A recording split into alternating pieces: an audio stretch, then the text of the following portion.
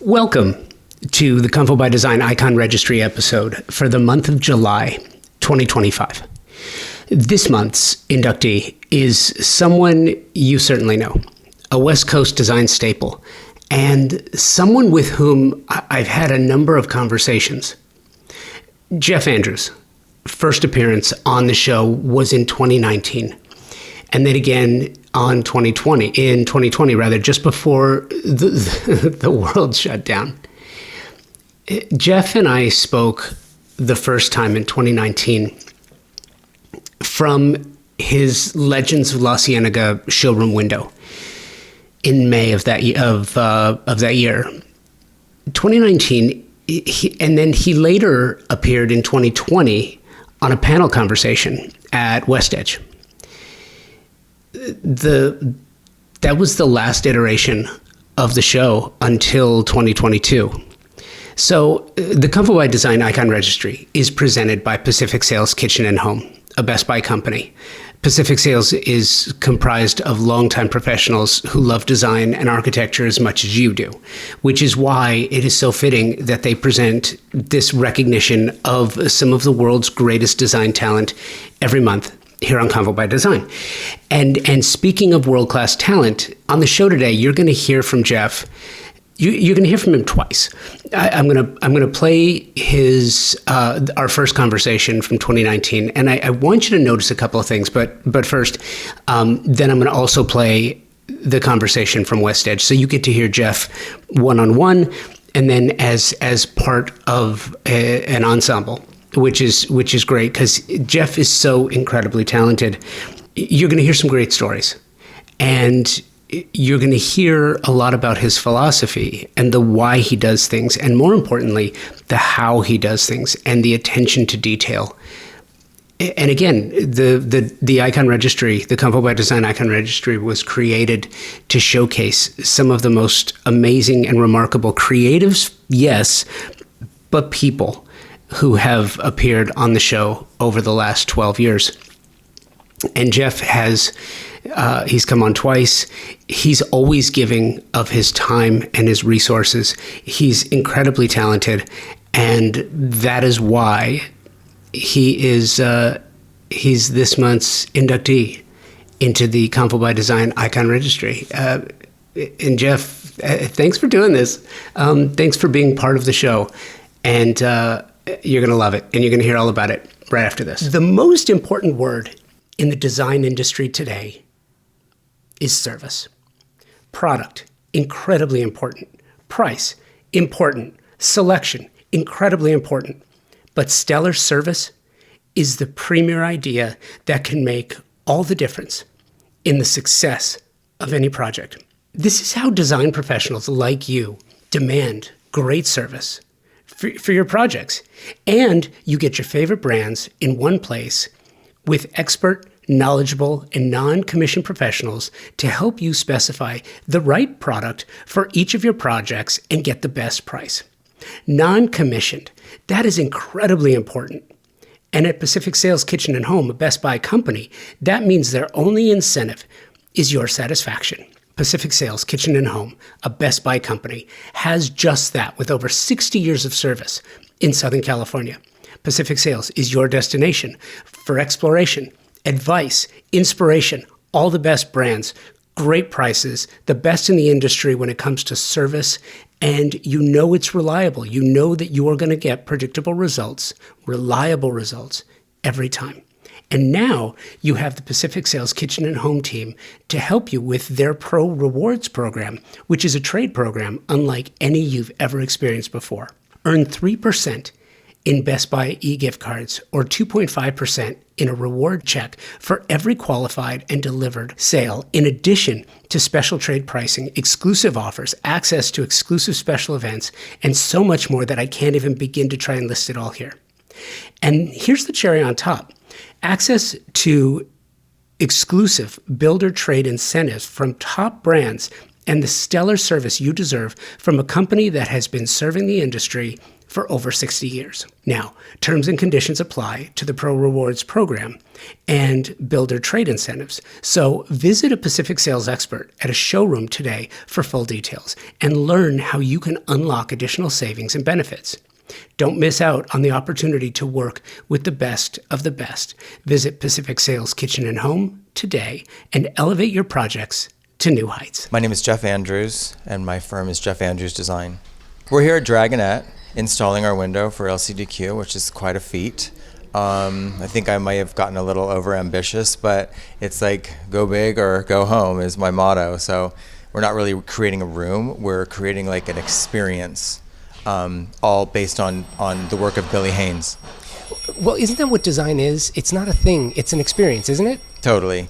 Yeah, everything. But when you do a window like this, it's so different from doing a house or a room that we normally get to do every day. Like it's time to like go into more fantasy land and make something that is exceptionally different from regular interior design work. So LCDQ, what is this particular event mean to you as a designer, to the design community? What does it mean, and what's so special about it?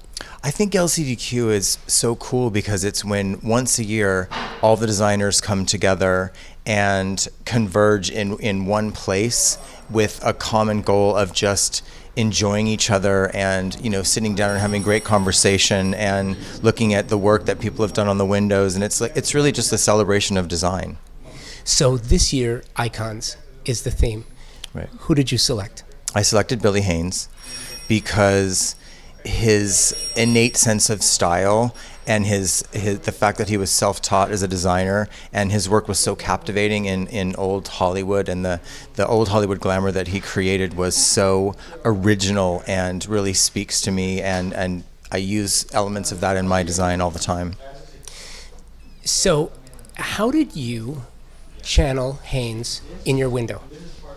I'm not really sure that I'm channeling Haynes. I think it's more of an homage to Haynes. So I'm using a lot of things that are from my own collections, like my own wallpaper and fabric and furniture, and just kind of playing homage to something that he would think is the new glamour rather than old Hollywood glamour. So hopefully he's going to look down on me and really like what I'm doing. Well, and that's what I was going to ask too. As part of this is, in talking to designers about the windows and thinking this through, two schools of thought. One is, do you do it as the designer might do it themselves, or do you do it as you as a designer? You guys, can you guys keep that door closed just for a second? Thanks. Like, shut up. Bless you. Thank you. Oh, thank you. No worries. I'm trying to be so, I'm trying not to be. No worries. Look, it's design, and this is a working set. This is a working set. Right. Yeah. So the two schools of thought are, one is working the window as he would have designed it, or saying, I'm going to design it the way I want to design it. I'm going to pay homage. It's inspired by. Right. And then there's sort of a grayscale in between. And yeah. How did you choose to approach it? I mean, I think everybody approaches it differently, and you're right. Some people would recreate something that the person that they're honoring would have done. To me, it's just a matter of pulling inspiration from their body of work, because they are design icons, and people that designers, even now today, we pull inspiration from people from the past, because they set the tone for things that have trickled into what design is today. But for me, I choose to just go more theatrical with it and more cinematic, and create something that is a visual impact for the person just looking out the window. So I feel like it's pulling all kinds of kind of like creativity and design and advertising. Like it's all coming together, because it is something like that. It's something that a window design is something that should sell something. So that's the way that I choose to approach it. What is it about his work that's so special that makes it iconic? I think his like Billy Haynes had a really great sense of proportion and scale and shape and style, and the way that he combined things to make things extremely glamorous and also livable is what I'm really drawn to with him as a designer. Who did you use? Who did you specify for this? I used pretty much all things from my own collections. I used my own wallpaper. I used a piece of furniture from my A. collection, and I pulled things together from a couple different showrooms, but most of it is just from my own creation. I find that really special, and I'm going to tell you why. Because you selected an icon, and in representing, how you envision them and view their work, and it's your own collection that you're using to represent that. This, obviously, there's a personal connection between you and this individual designer. Right. Well, looking back at the work of Billy Haynes and the furniture that he designed has inspired me in my own furniture design. So it's sort of a full circle emotional event for me right now to really be able to pay homage to somebody like that has influenced me in so many different ways. And I think that's what the whole theme this year is with Design Icons. I think it's all about pulling, from something that has influenced you in your life and, giving it back into the design community on some level, even if it's just window design. I mean, it's sort of being able to pay homage to somebody that has changed your life. That was Jeff from Legends in 2019. This is Jeff Andrews as part of an ensemble from a panel at the WestEdge Design Fair. Hi, my name is Alex Abramian, and I have been in the interior design world for a couple of decades, mostly as a magazine editor and reporter. I was the editor-in-chief of Angelino magazine for 5 years, and then went on to found Modern Luxuries Interiors magazines that are now in, I think, 6 markets, 9? Plus. They're in interiors magazines are around the United States. And then from there I went on to become the design and real estate reporter for The Hollywood Reporter. About 5 years ago, I left full-time journalism because it's only getting harder and harder with all the changes in media. And now I do PR for interior designers and real estate developers, and I still freelance write for a variety of publications. Hello, my name is Kian Nouri. I'm the co-founder and managing partner of Xander Nouri LLC. We are a full lifestyle collection. We recently launched in Salone in Milan 2 years ago.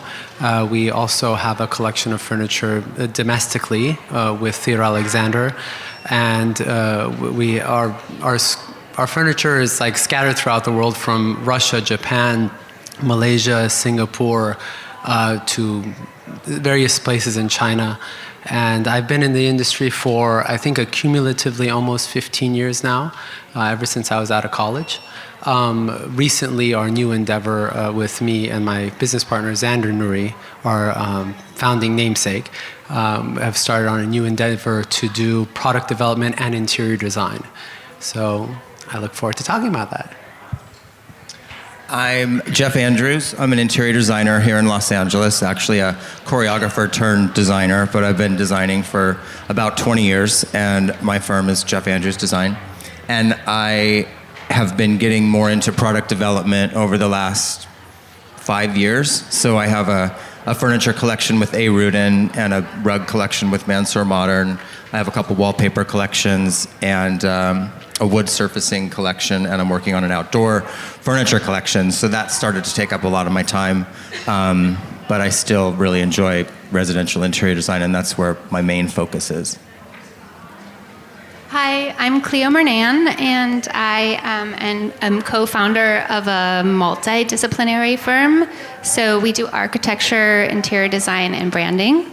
I started as a graphic designer about 20 years ago, and have done a lot of branding-focused projects over the years. In our firm, my husband's the lead architect, so he's allowed me to work with him on many interior design projects over the last 10 years. So I creative direct a branding team and an interior design team. And with that, I do a lot of work with other interior designers, developers, branding their businesses, anyone from entrepreneurs starting on their own to larger companies. We just did a rebrand for Joybird, which is been an exciting process. And then we do branding for larger developments.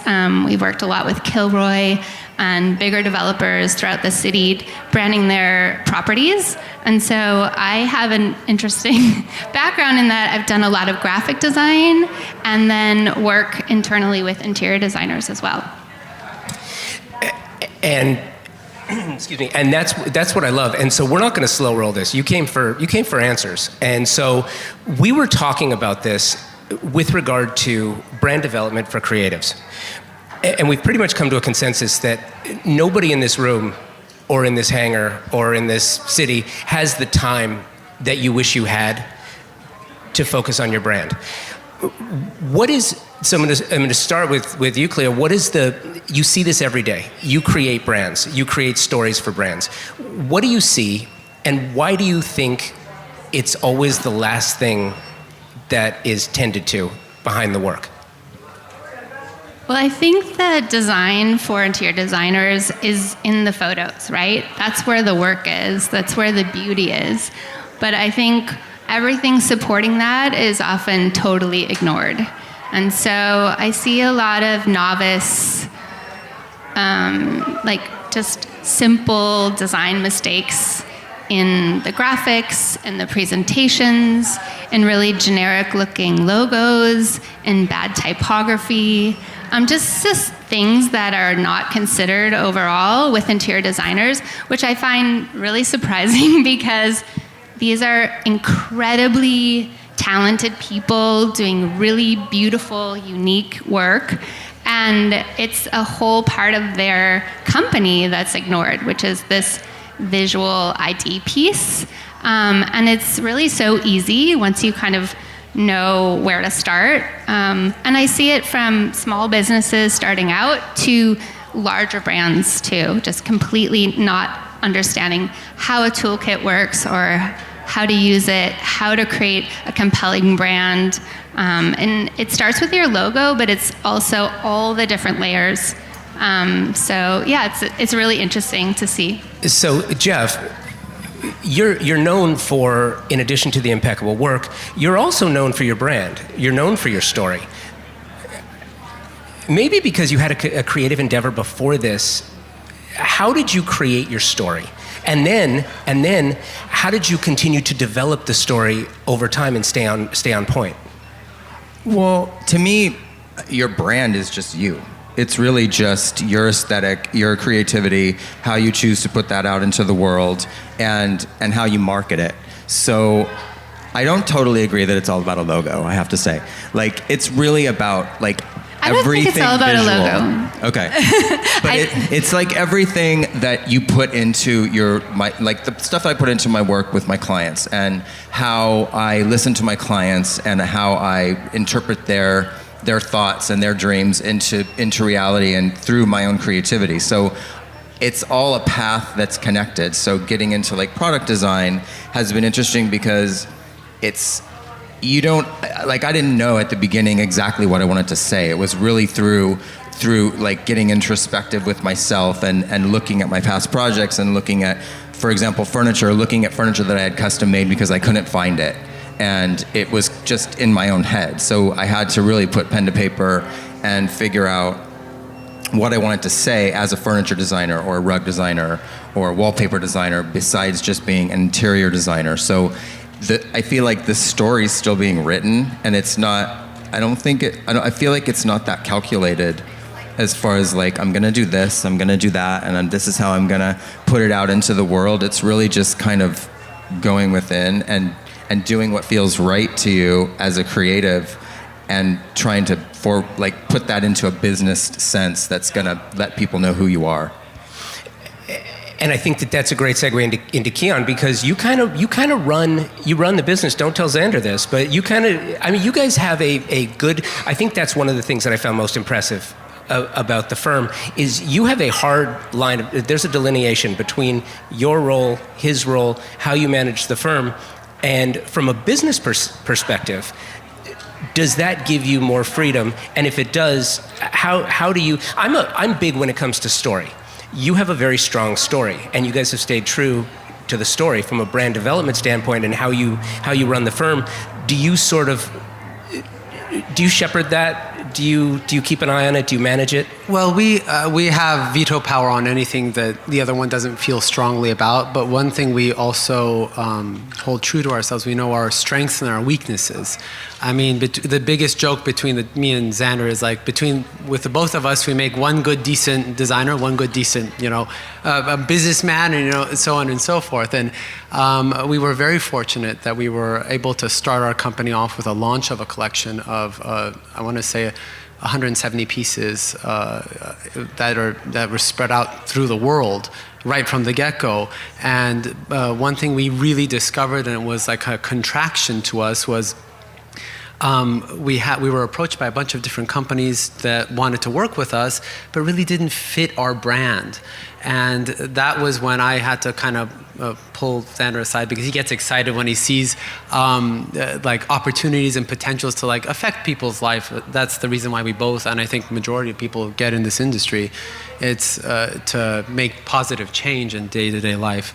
But so we had to turn down a lot of business because it didn't fit the brand identity that we were developing, and the integrity would have weakened. So to go to the business standpoint of it, what we've kind of created at first was a side business with doing ghost designing.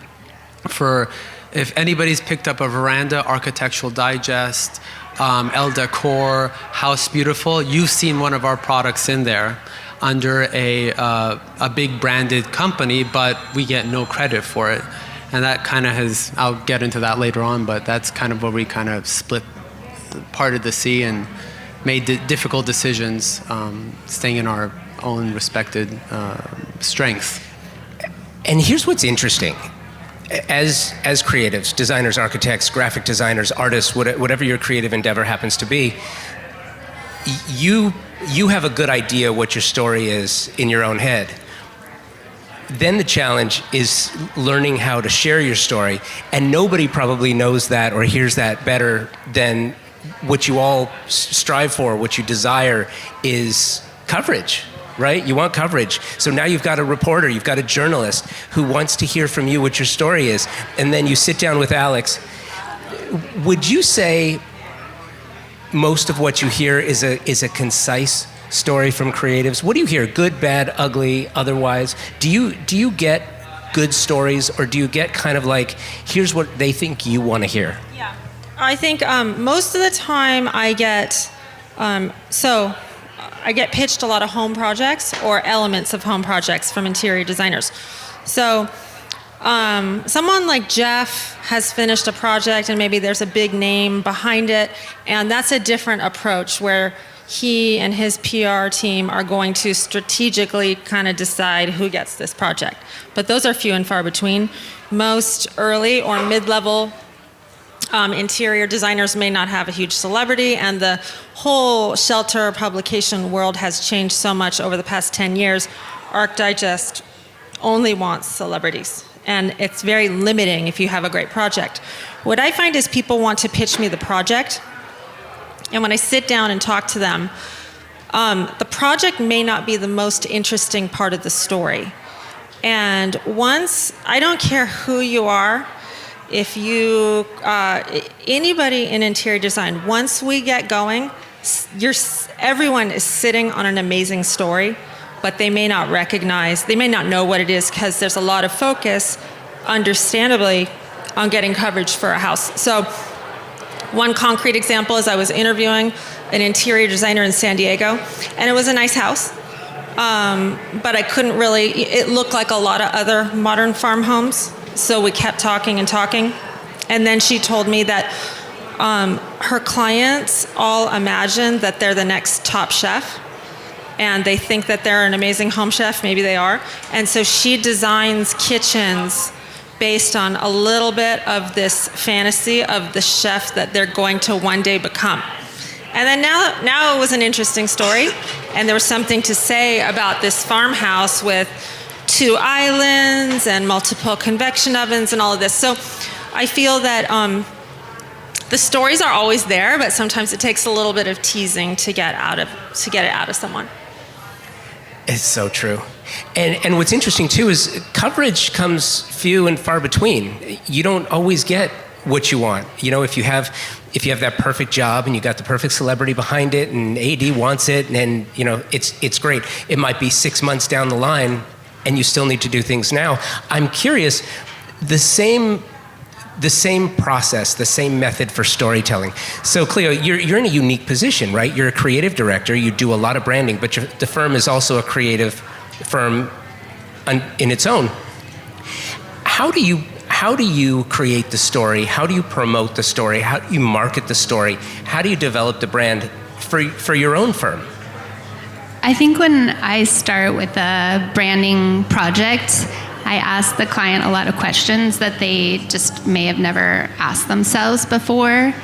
Like, why are you doing this? You know, why are we here? What matters to you? And I think you can tease out a really personal story by just sitting down with the designer and asking them some pretty pointed questions that maybe no one's ever talked about with them. What matters to you? Where do you, like, what's your favorite hotel? Why? Where do you go to restaurants? Like, or culturally, even, where are you from? Or even something that they haven't even thought about, and that was like, well, we do similar situations when we ghost design, and I didn't mean to interrupt, but in the sense that you kind of open their eyes to something like, oh, wow, that's an important question we've ignored for decades.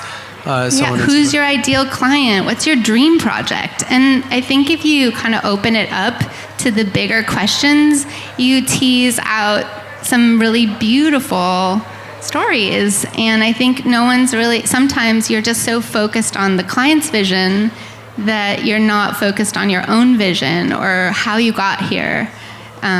Okay, so that's interesting too, because thinking about like the branding elements of like a design firm or your brand or just aesthetic, because I just released a book this year, and that was a crazy process, and I worked with a designer on that, and he did that. He did that kind of interview that you're talking about, and we talked about how I wanted it to look, like what I wanted to put out there, not just the projects or the pages, but how I wanted it to read, and how like I wanted it to tell stories without just being like a book of like pictures. A portfolio. Yeah, exactly. Yeah. And so that was a really introspective kind of process that I think what you're talking about, and it was interesting because it really did pull things out of me that I wouldn't have necessarily thought about just in my everyday, like doing a design project. I did that with Ted Muelling. We did a book together, and we just sat down for weeks, and we cut out pieces of paper, and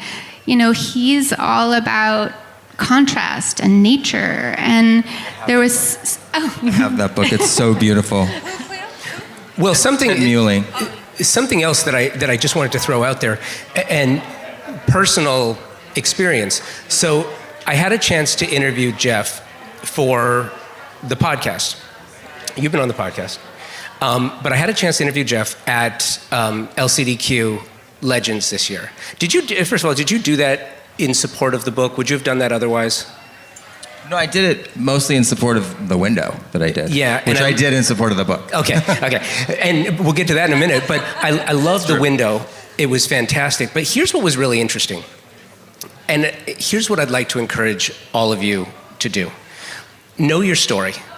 Be prepared to tell your story everywhere you go, to anyone that'll listen. What I'd also like to encourage you to do is to be hyper aware of your surroundings. So here's the story. So we were at Dragonette, and as I started interviewing Jeff, Patrick had this bell on top of the door, and people are coming in and out, in and out, in and out, over and over as they're setting up the window, and the bell keeps ringing. Jeff was in the middle of a story. I didn't want to interrupt you. He stopped me. He said, hey, you know what? Can we hold for just a second? Can you guys just stop? Give me 5 minutes. Stop coming in. Because he realized something. He realized that this is He was controlling? Huh? Did he realize he was controlling? Well, you knew that. But he realized that this was the presentation. I'm recording it in audio and video. It's going to be on YouTube. It's going to be it's going to be out there. He wanted his story to be heard without the bell ringing in the background. Seems stupid. I get it. It's really one of those small, trivial things, but he understood that would be a distraction, and he didn't want that there. I encourage you, know your story. When, and we'll get back to this in a minute, as far as when you sit down with people to tell their story and to write about them, I'm surprised sometimes, and I'm curious if you are as well, when you sit down with somebody to talk about a project and they don't have clear and concise ways of explaining and expressing their thoughts that went into the project itself. Like, you find the story by bumping into it, not because it was already preconceived. Right. Well, every designer's most dreaded question is, how do you describe your style? Because it's a hard one to distill, and I appreciate that. And maybe your style is really contingent on the project, or maybe you're a designer who's hired just because of one specific look. But that's a question that most people dread and stumble and say, "Can I email you back?" It's a hard question, but it's necessary. And because it is a difficult question. It's like it's something that we have to think about all the time, and people are always looking for a designer to have like a signature style, yeah, which can kind of trip you up because you're trying to reinvent it all the time and make things different. But back to what you were talking about before too, like, because you've interviewed me several times, and I think what makes you really good at it is you don't just say, well, why'd you do that? Like, well, why'd you pick that color? Or why'd you pick that tile? Like, you want the story, you want the juice, like you want what went down during the process of getting you to, these beautiful pictures that are just pictures. I think, thank you. And I think designers also, one way you can go about it is kind of sculpt away what you aren't. And that's really useful when you're telling your story. It's like, what are you not? If that makes any sense. I think that helps. Too, if you look at some of your competitors, you can say, what are they doing well? Like, why am I drawn to them? And then you can say, but what are they missing? And how am I different? And those are really, like, that series of questions are really good just to answer for yourself and put in your brain, like, right. So-and-so is an amazing designer, but where are the gaps, and how can I express myself in a different thread? It's so funny you say the missing part of it, because a lot of times when we go to companies, when we're doing the ghost design, it started off as a side thing, now it's becoming something we love and we have more fun with because we can do multiple different directions of design. But they'll always say, walk around our showroom, look at our catalog, tell us what we need to be perfect, as a test to us. And we think of it as storytelling. So it's not necessarily what you're missing, that dynamite cash and carry table or the number one selling chair. It's about how you can weave in another piece within the same realm of the story of the fabric of their corporation, their heritage, the essence of the company. And what we like to do also is develop the names of it, the storyline of the pieces, kind of tie it back in. And the sad truth is, especially when you do products, you design the piece and then come up with a story afterwards on some occasions. And sometimes literally you walk down past the Arc de Triomphe or the Champs-Élysées and you see something, that's a chair or that's something, which is far and few between, but that happens as well. That's very similar to like my experience in doing like license collections, because it's an established company that already has an image and a look and a vibe, and then they're coming to a designer to do like a capsule collection that's going to have like my aesthetic but still has to have theirs. So it's sort of it always starts with and it always starts with, what do you want to say, where what are you inspired by, what, and that's when you kind of got to go within and figure it out. Agree. And we take the same approach. We've kind of changed gears of our company to take less interior design, more like from the ground up projects, maybe 1 or 2 versus 5 or 6 that we did before.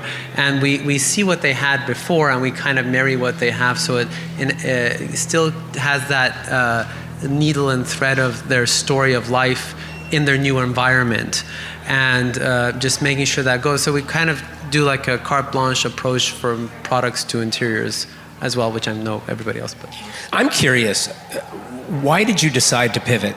And did the pivot affect the firm? Was it a financial decision? Was it a passion decision? To go to product development, or? Yeah, well, so to go into product development more so than design. I've been doing interiors for 13 years on my own. I'm not one of those, I'm an unknown person. I get referrals from word of mouth, mainly because I just like to make people happy, and my high is seeing them happy. And when they're happy, they refer me. So that makes me even more happy. But what happened was my business partner, Xander, was the creative director for a prestigious firm in Los Angeles for 8 years. He's worked with companies from Walker Zanger, Roll, Kravitz, Theo Alexander, and so on and so forth. We had, I think, 9 other licensing brands. And when he decided to leave, it opened an opportunity for us to kind of change gears and go in a passion project for him and marry the two of our passions together. And that's how we ended up going there. And to tell you the honest truth, product development is not really what it's cracked up to be, in the sense that you just don't go and swoosh a couple of lines and they make it and everybody loves it. You really need to take in consideration how many things you can fit in a container. What is the price point? We always start with a dollar amount that's given to us, and then we design backwards. What materials can we use? Where is it being sourced? What country? If it's India, which factory? And so on and so forth. And then out of that, the very last, as I would say, the last 15% of it is how do we put our mark on it to make it designery, where it could be at a price point where it's obtainable for people if we're going low, or if we're going highbrow, something that is warrants making it like a $75,000 dining table. So kind of in between the two. It's interesting that you throw out that 15% too, because that's something I tell my clients. I said, okay, so I say like between 12 and 15% of what you're doing in your workday should be about how you promote your brand. So just carving out that time to really look at your week and all your deadlines and say, okay, so, I'm going to try to aim for 15% of what I'm doing is to showcase my work, tell my story, add it to social, reach out to the people that I want to talk to, maybe send an email to someone I want to work with, and you kind of forget that marketing piece, especially when something's coming to you. So your brand can kind of go sideways because you just take what comes instead of pushing out in the direction of intention.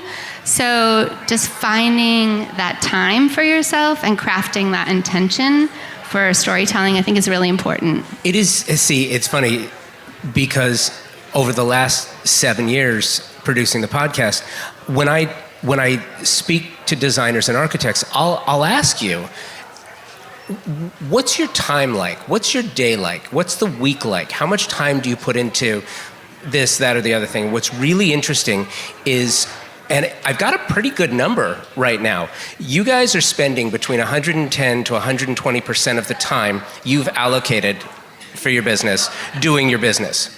What does that mean? It means you're taking time from your personal time, from your you time, from your kids' time, from your vacation time.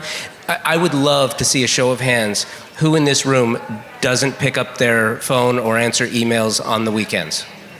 1, 2, and a half. Yeah, okay, so I got 3 of you. I do it too.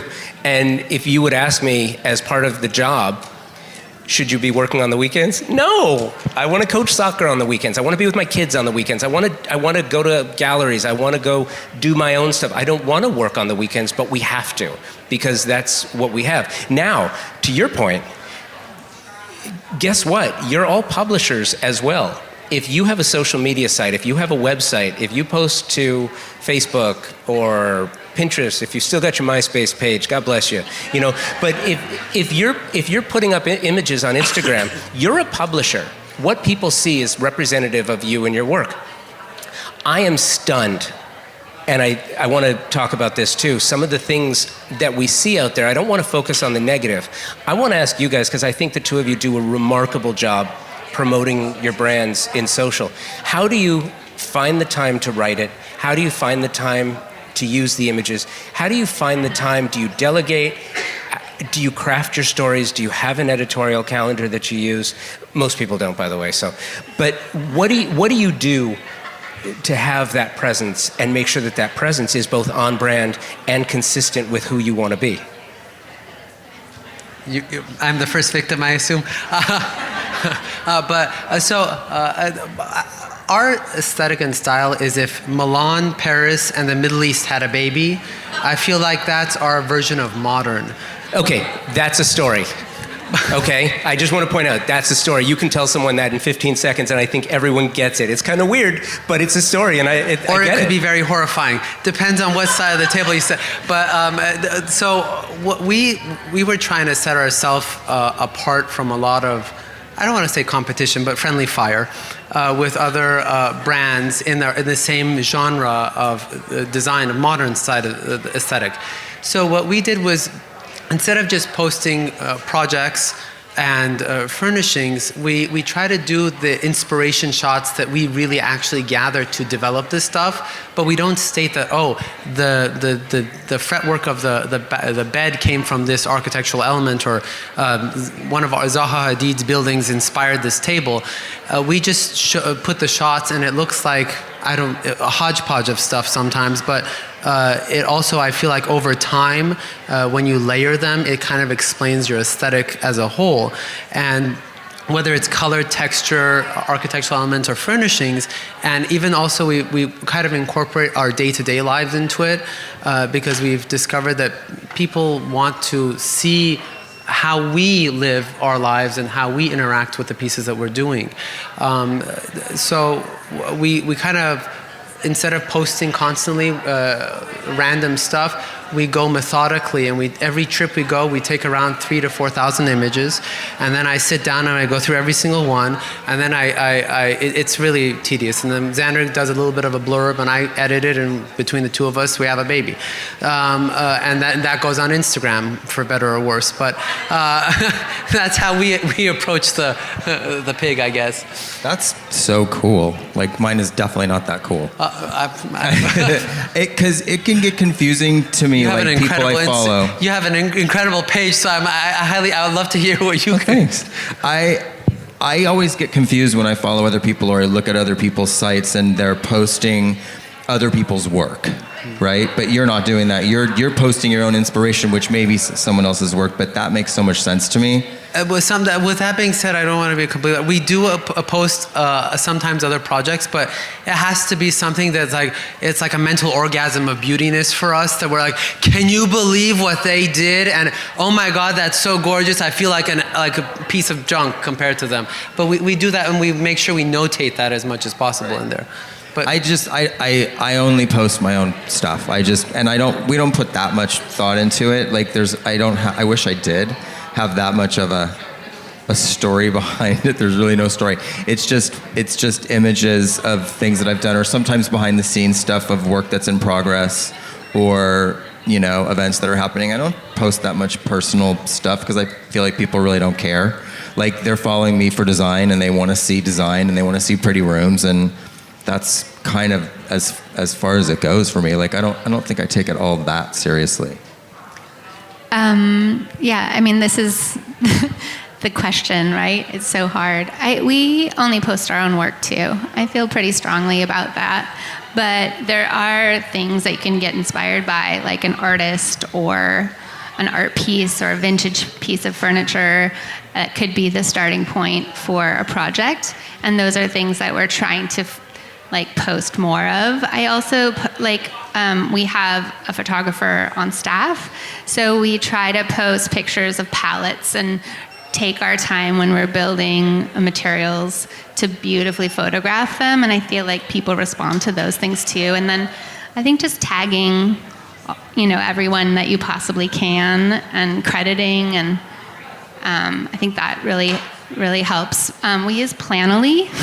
I don't know if you've used Planoly, but it's kind of great. Like, if you do this 12% model, you can literally spend an hour on a Monday, push all of your posts into Planoly, caption them, and then maybe just go on every day and respond to the comments. So having a software a tool that helps you stay on top of it, I think is really helpful. You're going to have to help me when we leave here, because I know. That sounds cool.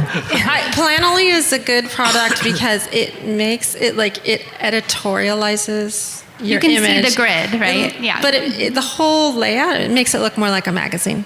And they have which a I really like. nice calendar too, so you can organize it like, okay, Monday we're going to post a picture of a project. Tuesday we're going to post an inspiration image. Wednesday, so you can kind of figure out what the days are, and then if you do a little research, like for each day of the week, there are very huge trending hashtags. So, tag your work. It's a process, but in Planoly you can save all your tags, so it duplicates them on every post. So if you're tagging similar tags every day, you can duplicate all those tags, and you can make sure that they're a couple steps down from the main caption, but they're always hashtagged. What else do you have? I love this. And I love that too. My hope when putting these panels together is I'm trying to think for you, and I'm trying to think what do you want to know more about? And when I hear something like that actually makes it a little bit easier, I kind of dig it. Any others? I mean, this was interesting to some clients. In terms of time management, I know this sounds crazy, but branding is something, marketing, you have to find time for. So we started doing this about a year ago, but I only take meetings on Tuesdays and Thursdays. Those days are very busy, but I also am a designer. I own my own business. I do a lot of different things. You might do those things too. And I want to design. I want to get my hands in there. I want to work closely with my team. So Tuesdays and Thursdays are my meeting days, and Monday, Wednesday, Friday, I work. I do the real work.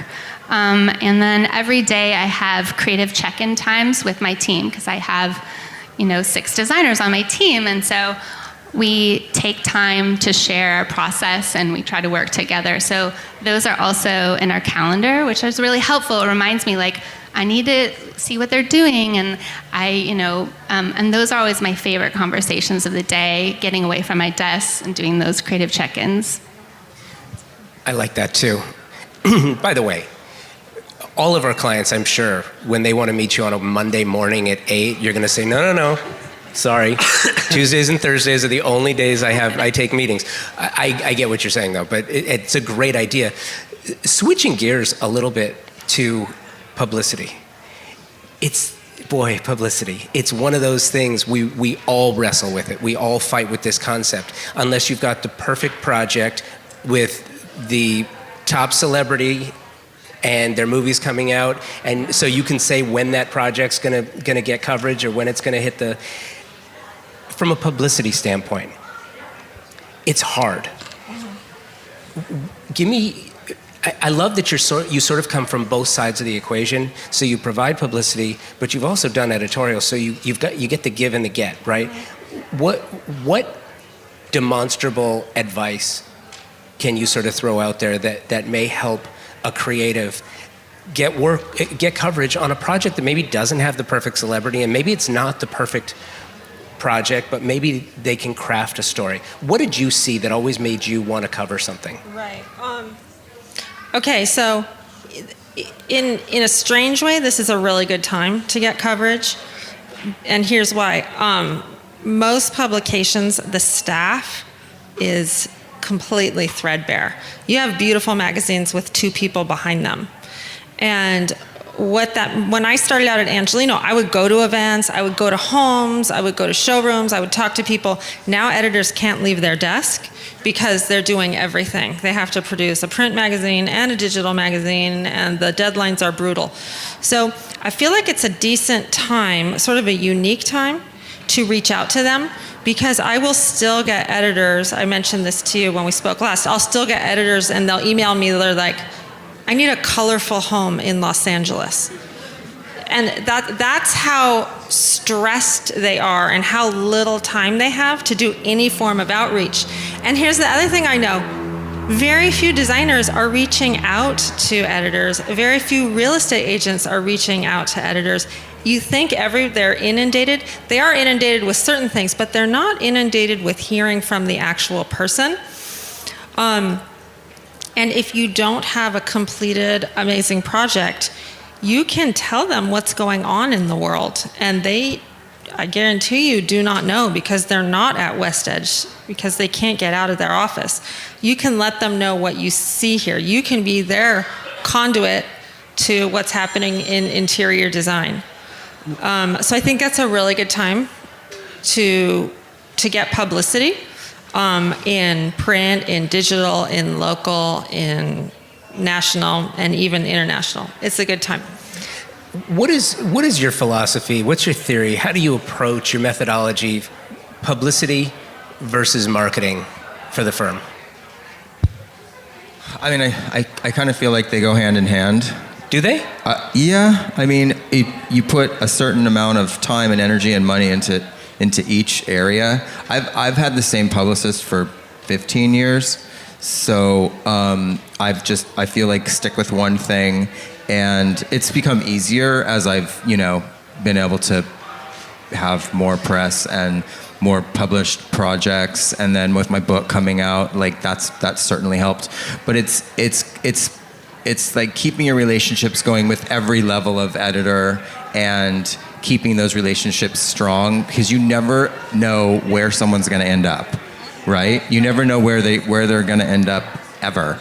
And even the smallest things, like when editors call me for like a quote on something, or what's your favorite white paint, or send me a room that's like got crazy wallpaper in a powder room. There's these little things, and there's so much of everything that's going on publicity wise is online, right, and happening within social media. So it's super important to pay attention to every little thing that comes your way, and really doing things like this, or even just like with the release of my book and touring around with that and doing signings and doing talks and getting one-on-one with other designers, which I haven't done that much of in my career. Like, I've just kind of had my own firm and done my own projects, and been which is obsessed the with best. That is, I feel like that sounds terrible for me to say, but I think that's a really good thing, that you insulate yourself in a way that you stay fresh and true to your own brand. Yeah, that's true.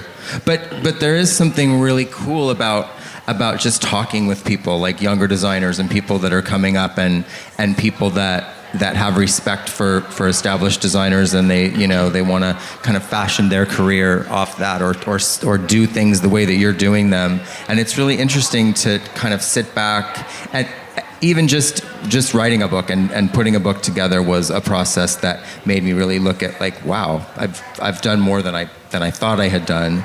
And then talking to people and sharing your knowledge and how you got to where you are and what you're doing and how it's never really over is a cool experience. I think it's something that there's definitely value to it.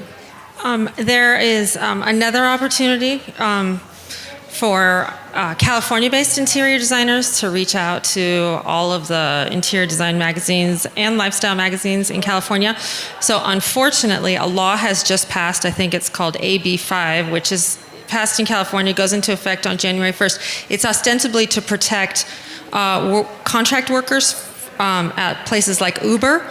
It will force companies like Uber to make them full-time employees and give them medical benefits. But what it has unwittingly done is decimated the freelance writer population in California. They're limited to how many pieces of work they can contribute to a magazine before that magazine would have to hire them. So a lot of magazines right now are no longer accepting any freelance pitches, which is pretty serious to the whole interior design world. However, for an interior designer or a product designer who wants to reach out to these magazines, I would really encourage you to consider a first-person story about a house, about trends. This will not go on the books as a freelance expense. And these publications are really desperate to fill pages right now because the primary supplier of these pages has now gone away until this is just yet another massive correction as media tries to find its legs with the disappearance of print advertising. So interesting opportunity for interior designers. I love that you brought that up. Did I also mention that I'm the associate publisher of Interiors California magazine? I am. And I've seen that. I've seen it firsthand, in-house, exactly how that happens. And so I think that the point is, and I would highly suggest this to you as well, whoever you meet within a publication, any media company, give them your card. Tell them, engage. Tell them the project that you're working on. Tell them what you have going on. And say, hey, by the way, if you ever need anything. I did this a couple of years ago. It's kind of, maybe it makes no sense at all, but a couple of years ago, I decided that I was going to say yes to every project that I was approached to do, every interview. I was going to find a way to make the story work. So I said yes to everything. It was an exhausting year, but what it did was it gave me access to people that I might not have ordinarily engaged with otherwise, because of whatever I was thinking about at the time didn't necessarily match with what they were doing. So that's how we met, huh? No. I didn't want to say anything. No, I've known you guys far longer than that. But it's true, I did that, and it was really interesting. And I guess maybe the moral of that story is sometimes, no matter what level you're at, sometimes it makes sense just to engage with people that you may not have an ulterior motive, or you may not have that, just to put it out there and see what happens. Yes? No? Do you do that? Yeah, 100%. I mean, I didn't used to, but I've gotten more comfortable with it, and it's sort of liberating, actually. Like, just, learning to listen and not just, go through your day and talk, I guess. Not a big talker either, but I feel like there's tons of value in that. We as a firm, I just want to touch base on something, at the beginning hadn't had that much positive luck with getting publications. And one of the biggest impediments was because the editors knew us from these name brands, and they see us in the showrooms, and they knew that we had a connection. And those big brands do lots of advertising in their magazines, but because of our non-disclosure agreements, we could not be mentioned as being, the ghost designer, or have any affiliation with these. So they would drop our project, not because they didn't like it or it didn't work, but they can find somebody else that had an affiliation with something, and it worked. And it was pretty sad. So one workaround, I'll shut up in a second, but one workaround that we found was, if you specify, and this is think of it as a green person trying to get publication, that really helped us. Mention almost every vendor that you used in the space. And let me give you an example. We love Nobilis, we love Pierre Frey, we love Dédar and Hermes. Even if you put it like half a yard on a pillow, at the beginning we were starting off, we'd use like these $500 a yard fabrics. We'd stick it on a small thing just so we could mention their name in the project. And oddly enough, that would oh my God, they used Hermes. I don't know where it is. I don't know what it is. I don't know what it looks like, but there's Hermes somewhere in there. And that would get us, it was it was interesting, but it got our horse to the show and kind of got us moseying. So, and then now we're a little bit more selective. We like to go with a local or a startup. Like our favorite magazine right now is Mille Nuits and Aspire Home, that has more of a semi-national syndication because of the content that they put in. But can I just say one thing? If you're going to try and do publicity or any form of marketing, the best money you'll spend is on the photography, because the days are completely over of a publication sending a photographer out at every single level of publication, all the way up to AD online. And a stylist. I think sometimes they help. Yeah, for sure. So photography, and then shoot it the way a magazine would. Shoot it with yourself in the room, yourself not in the room. Duplicate a lot of shots. If you have a dog breeze through, that actually really helps. If you have a chicken, even better. So don't skimp on photography. It's absolutely critical. And what you're saying is, if you can provide the caption information, you just increase the odds one more time. The more you do the editor's job, the greater the chance of getting published.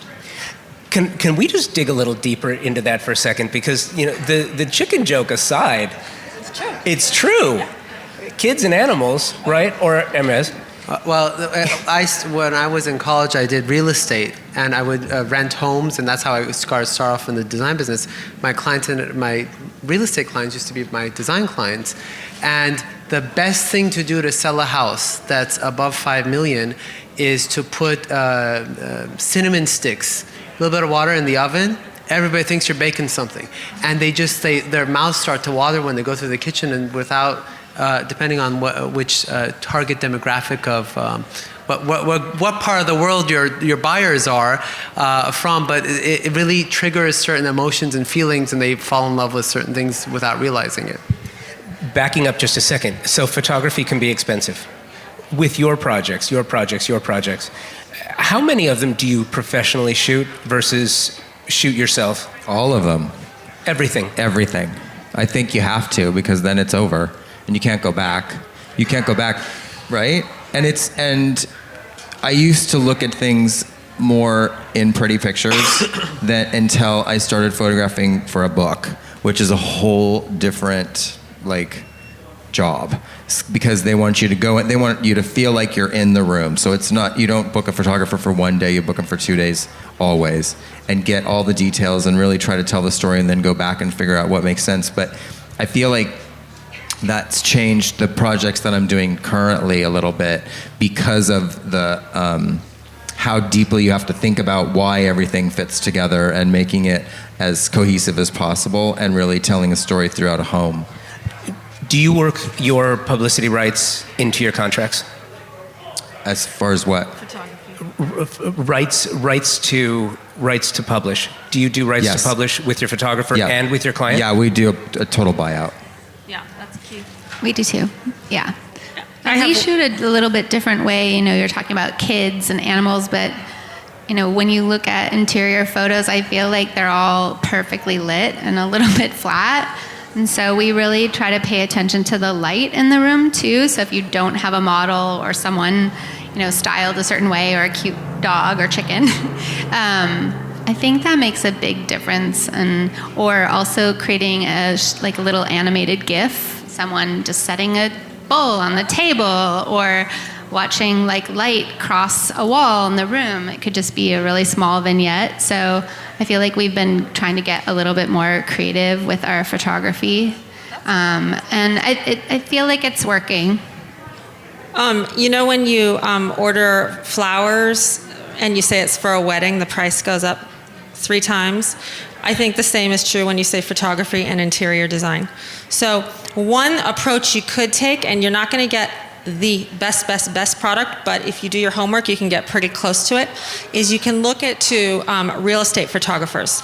Their prices are about 60% less, and if you really look around, I'm happy to share a couple really good ones.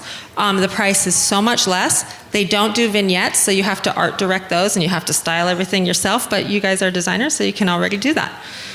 So that's a really good way to get highly decent photography that's publishable at a much lower rate.